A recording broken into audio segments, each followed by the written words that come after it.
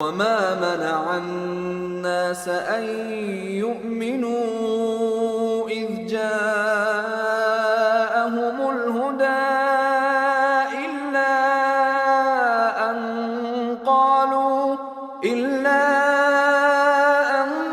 قالوا أبعث الله بشرا رسولا. And what prevented the people from believing when guidance came to them, except that they said, has Allah sent a human messenger? قل لو كان في الأرض ملائكة يمشون مطمئنين لنزلنا عليهم من السماء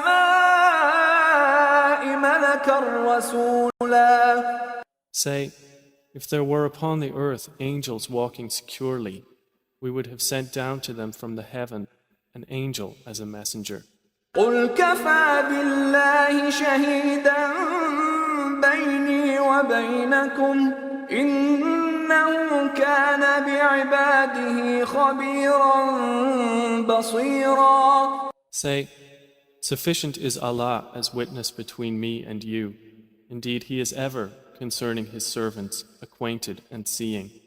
ومن يهد الله فهو المهتد ومن يضلل فلن تجد لهم أولياء من دونه ونحشرهم يوم القيامة على وجوههم عميا وبكما وصما مأواهم جهنم كلما خبت زدناهم سعيرا. And whoever Allah guides, he is the rightly guided. And whoever He sends astray, He will never find for them protectors besides Him. And we will gather them on the day of resurrection, fallen on their faces, blind, deaf, and dumb. Their refuge is hell. Every time it subsides, we increase them in blazing fire. ذلك جزاؤهم بأنهم كفروا بآياتنا وقالوا أإذا كنا عظاما ورفاتا أإنا لمبعوثون خلقا جديدا. That is their recompense, because they disbelieved in our verses and said, when we are bones and crumbled particles, will we truly be resurrected in a new creation? أولم يروا أن الله الذي خلق السماوات والأرض قادر على أن يخلق مثلهم وجعل لهم أجلا لا ريب فيه فأبى الظالمون إلا كفورا.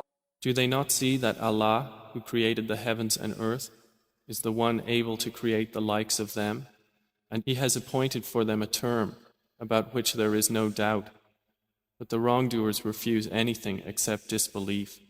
قل لو أنتم تملكون خزائن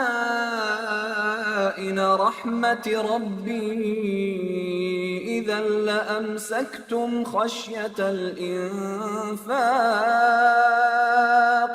وكان الإنسان قتورا.